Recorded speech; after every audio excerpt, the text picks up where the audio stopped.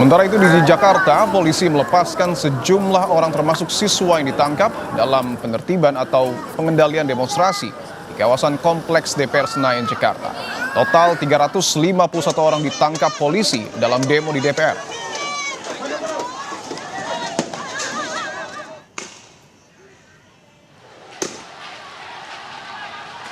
Polisi menjelaskan imbauan dilakukan sebelum penangkapan massa. Mereka ditangkap lantaran ada peristiwa perusakan di Jalan Gerbang Pemuda, flyover Tamburan, dan sekitar kawasan DPR RI.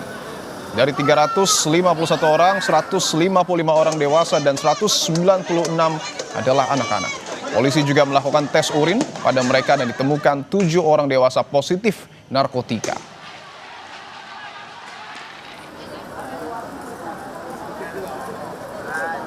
Ya, dari 350 orang yang diamankan, itu 155 diantaranya adalah dewasa,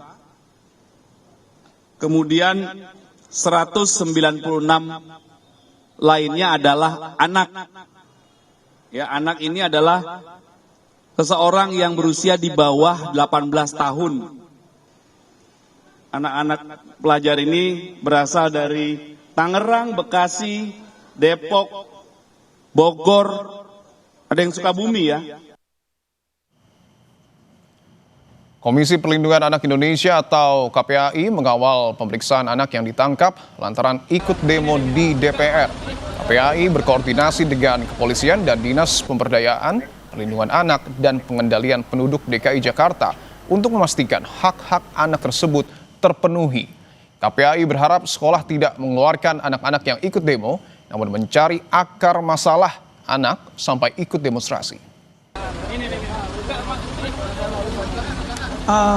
Apapun alasannya, anak-anak tidak boleh dikeluarkan dari sekolah kecuali kalau ada pelanggaran yang ia lakukan sesuai dengan perjanjian ketika anak masuk sekolah. Ya, jadi kami berharap tidak ada anak-anak yang dikeluarkan dari sekolah karena ikut aksi ini, melainkan sekolah menangani secara optimal akar masalah kenapa anak-anak ini ikut, dan tentu bekerja sama dengan orang tua ya. Sebelumnya Polda Metro Jaya menangkap 312 demonstran yang terlibat dalam aksi unjuk rasa penolakan kenaikan gaji dan tunjangan fantastis anggota DPR pada Senin kemarin. Usai ditangkap, demonstran yang terdiri dari para pelajar, mahasiswa, dan masyarakat dari berbagai kalangan digelandang polisi ke gedung Direktorat Kriminal Umum Polda Metro Jaya untuk dimintai keterangan.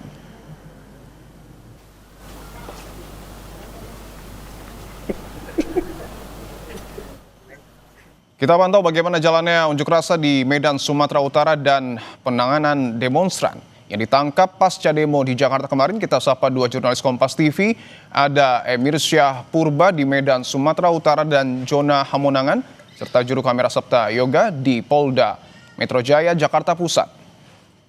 Kita akan menuju ke Emir terlebih dahulu. Emir, Anda bisa mendengar suara saya. Bagaimana jalannya aksi unjuk rasa di sana, Emir? Ya, selamat petang, saudara. Memang aksi demonstrasi yang berlangsung di depan kantor DPRD Sumatera Utara oleh Aliansi Mahasiswa Bersatu pada hari ini masih berlangsung, dan saat ini aksi demonstrasi sudah mulai dipukul mundur oleh aparat keamanan yang berjaga. Tadinya, saudara, masa aksi sudah melangsungkan penyampaian orasi dan aspirasi, dan sampai dengan 2 jam menunggu utusan dari DPRD Sumatera Utara yang kian tak turun untuk mengunjungi para masa aksi. Dan masa aksi bergeser dari pintu utama menuju pintu samping tadi, saudara, untuk mencoba merangsek masuk ke dalam kawasan gedung DPRD Sumatera Utara ini. Dan dapat Anda lihat, terdapat 2 unit mobil water cannon yang disiagakan oleh aparat keamanan untuk memukul mundur masa aksi yang tadi berlangsung ricuh, saudara.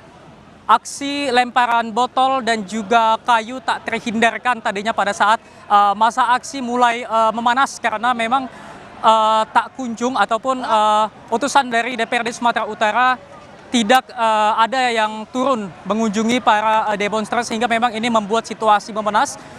Juga sampai saat ini memang kawasan Imam Bonjol ini mulai disterilisasi oleh aparat kepolisian untuk memukul mundur para massa aksi, dan memang tadi water cannon dikerahkan untuk memundurkan massa aksi, saudara. Dan memang sampai saat ini aksi demonstrasi berlangsung ricuh. Dapat Anda lihat di belakang saya terdapat aparat keamanan yang berjaga dengan peralatan lengkap dengan menggunakan perisai dan helm tadinya, saudara, untuk memukul para massa aksi.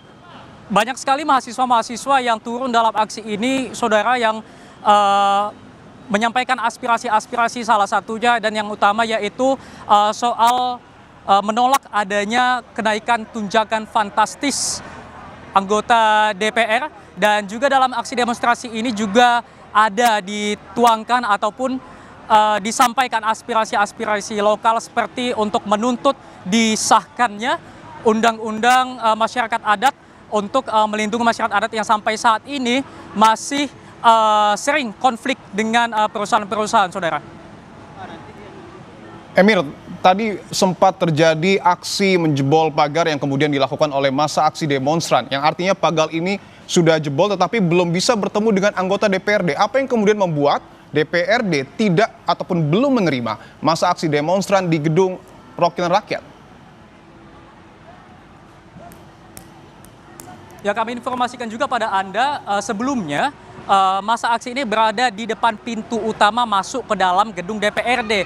Namun massa aksi tak bisa ataupun tidak memungkinkan untuk menjebol pagar tersebut. Pada akhirnya massa aksi berpindah dari pagar utama ke pagar yang tidak jauh dari pagar utama dan berhasil menjebol pagar tersebut. Namun tak satu pun memang anggota DPR yang kemudian menemui massa aksi.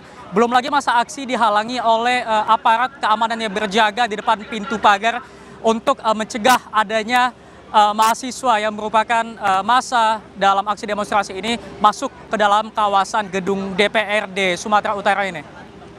Artinya tuntutan dari massa ini adalah untuk kemudian bertemu secara langsung mungkin dengan Ketua DPRD Sumatera Utara.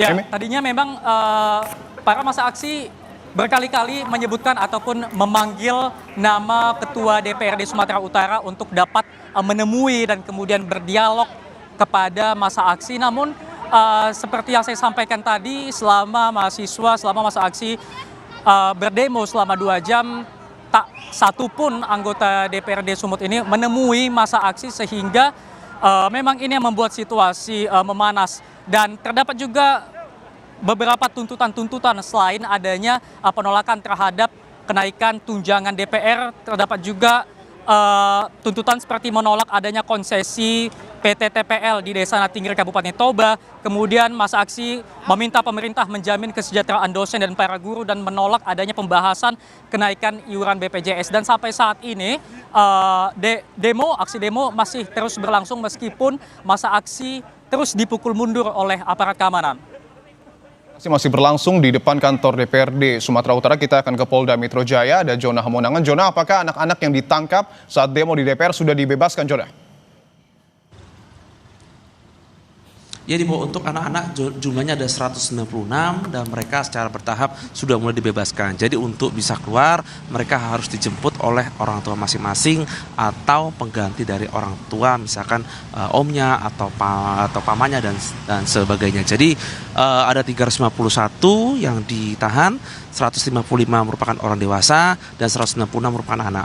Untuk orang dewasa belum dilepaskan sama sekali dikarenakan polisi masih melakukan penyelidikan untuk mencari tahu terkait dengan peran masing-masing.